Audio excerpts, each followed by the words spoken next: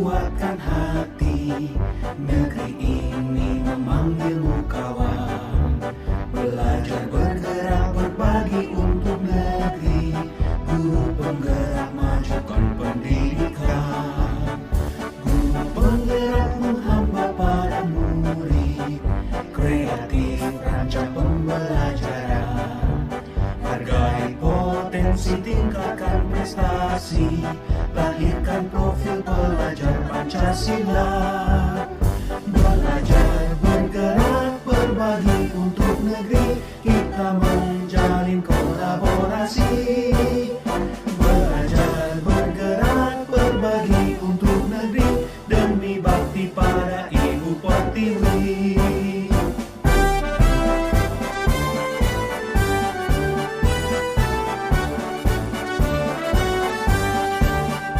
Bulatkan tekad, kuatkan hati. Negeri ini memanggilmu kawan. Belajar bergerak berbagi untuk negeri. Guru penggerak majukan pendidikan. Guru penggerak menghamba pada murid. Kreatif rancang pembelajaran. Hargai potensi, tingkatkan prestasi. Lahirkan profil pelajar Pancasila. Belajar bergerak berbagi untuk negeri. Kita menjalin kolaborasi. Belajar bergerak berbagi untuk negeri. Demi bakti pada Ibu Pertiwi. Belajar bergerak berbagi untuk negeri. Kita menjalin kolaborasi. Belajar bergerak berbagi untuk negeri. Demi bakti pada Ibu Pertiwi. Demi bakti pada Ibu Pertiwi. Akan menyampaikan aksi nyata modul 1.4 budaya positif yang akan disampaikan oleh CGP Dwi Oktarika SPDSD UPT SDN 1 Parda Timur, CGP Angkatan 10 Kabupaten Prinsep.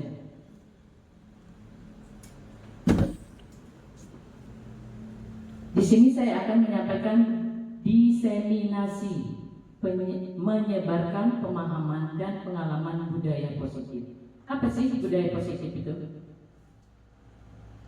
Budaya positif adalah budaya yang merupakan perwujudan dari nilai-nilai atau keyakinan universal yang diterapkan di sekolah.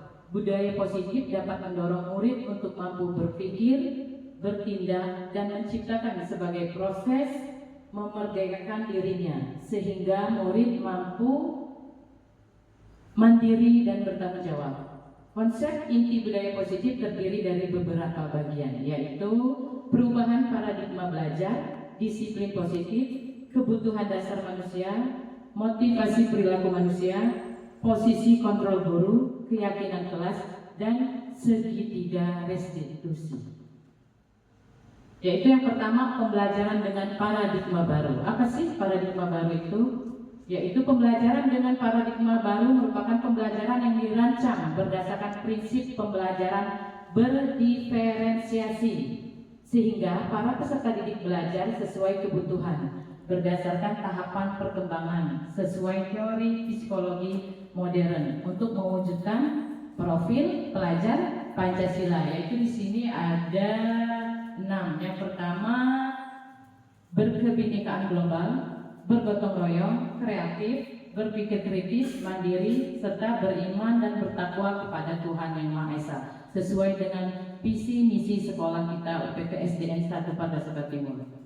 Kemudian disiplin positif. Disiplin positif adalah pembiasaan-pembiasaan hal yang baik mencakup sikap atau perilaku maupun tutur kata oleh seluruh warga di sekolah, terutama bagi murid agar dapat berkembang menjadi pribadi yang kritis, mandiri, dan bertanggung jawab. Sebagai pendidik, kita bertujuan yaitu untuk menciptakan peserta didik yang memiliki disiplin diri sehingga mereka berperilaku mengacu pada nilai-nilai kebijakan universal dan memiliki motivasi dalam diri menuju perubahan perilaku ke arah yang lebih baik sesuai dengan cita-cita yang kita harapkan. Kemudian kebutuhan dasar manusia. Kita di sini mempunyai kebutuhan yang paling dasar, yaitu sesuatu yang kita lakukan untuk mendapatkan apa yang kita inginkan. Seluruh tindakan apa yang kita lakukan memiliki tujuan. Semua usaha terbaik yang kita lakukan agar kebutuhan dasar kita terpenuhi dengan baik. Kebutuhan dasar manusia yaitu ada 5. Yang pertama, bertahan hidup. Yang kedua, kasih sayang dan rasa diterima. Yang ketiga, penguasaan. Yang keempat, kebebasan. Yang kelima, kesenangan. Yaitu bertahan hidup, yaitu kita perlu makan, pakaian, tempat tinggal, keamanan, dan kesehatan.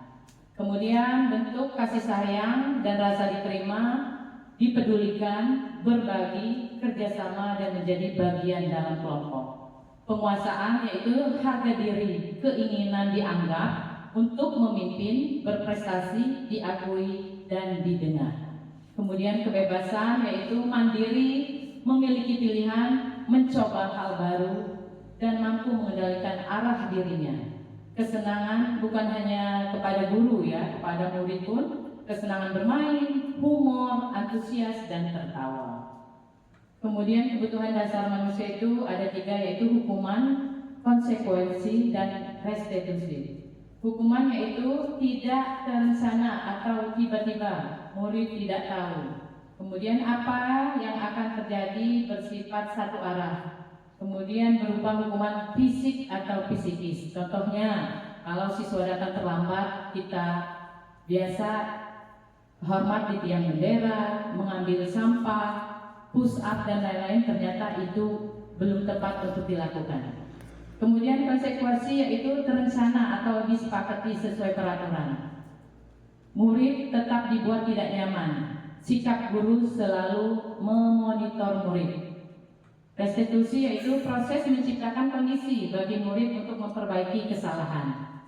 Proses kolaboratif yang mengajarkan untuk murid mencari sendiri solusi dari kesalahan yang mereka lakukan. Kemudian posisi kontrol guru. Di sini ada kita sebagai penghukum, sebagai pembuat merasa bersalah, apa sebagai teman, apa sebagai pemantau, apa kita sebagai manajer. Ya, yang harus kita lakukan kita sebagai teman atau penghukum? Sebagai teman ya.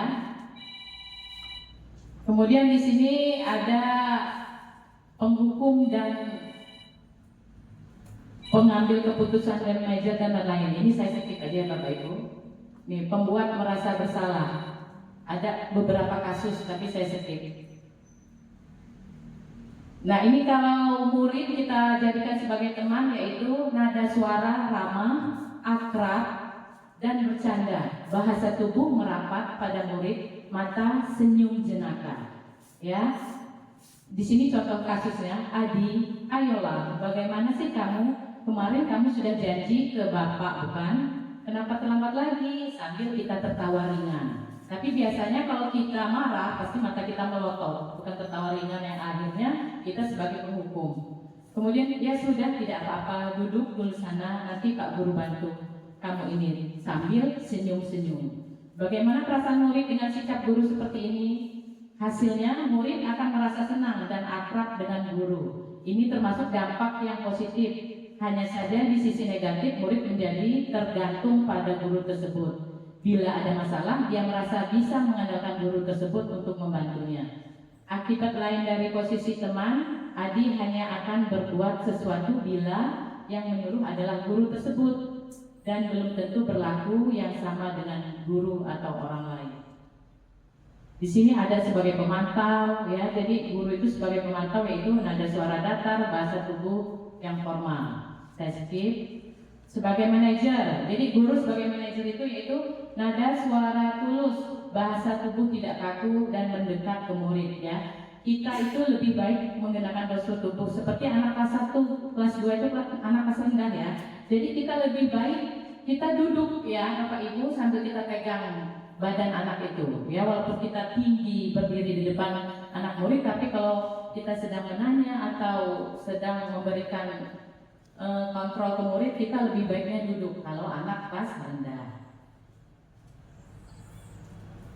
Kemudian contoh penerapan 5 posisi kontrol guru, yaitu kasus murid tidak mengerjakan tugas yang diberikan guru. Ini sebagai penghukum, berdiri dengan sebelah kaki di depan kelas. Ya, kita waktu SD sering kita lakukan. Kemudian pembuat merasa bersalah. Kesekian kali ibu sudah mengingatkan, kamu senang ya melihat ibu terus-terusan bertindak seperti ini.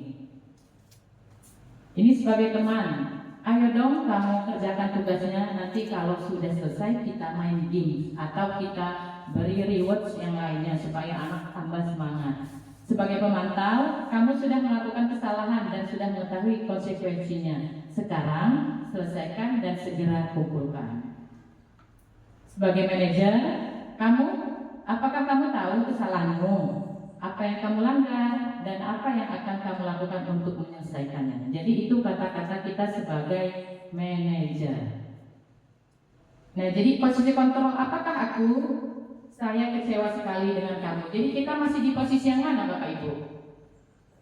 Sebagai penghukum, sebagai teman, sebagai manajer, dan sebagai apa tadi? Apa sebagai pembuat rasa bersalah? Nah, jadi posisi kontrol apakah kamu tidak pernah benar melakukannya. Sekarang keliling lapangan 3 kali. Ya, kita masih melakukan seperti itu. Sebagai penghukum, yaitu kira-kira kamu memperbaiki masalah ini. Sebagai manajer, ayo lakukan demi Bapak atau Ibu dan bahasa yang lainnya. Sebagai teman, kamu terlambat 15 menit, apakah kamu sudah mengerti konsekuensi yang kamu lakukan bila terlambat? Sebagai pemantau, nah di sini ada keyakinan kelas, ya. Keyakinan kelas merupakan kesepakatan kelas yang diyakini bersama guru dan murid dengan harapan dapat meningkatkan kedisiplinan murid. Ya, keyakinan kelas berupa pernyataan universal dibuat dalam bentuk positif dan bersifat abstrak. Keyakinan kelas hendaknya tidak terlalu banyak sehingga mudah diingat dan dipahami. Ikut semua warga kelas berkontribusi dalam pembuatan keyakinan kelas lewat kegiatan mengutarakan pendapat. Nah, Bapak Ibu, kita kan nanti mau tahun ajaran baru ya masuk. Jadi di awal kita membuat keyakinan kelas, ya.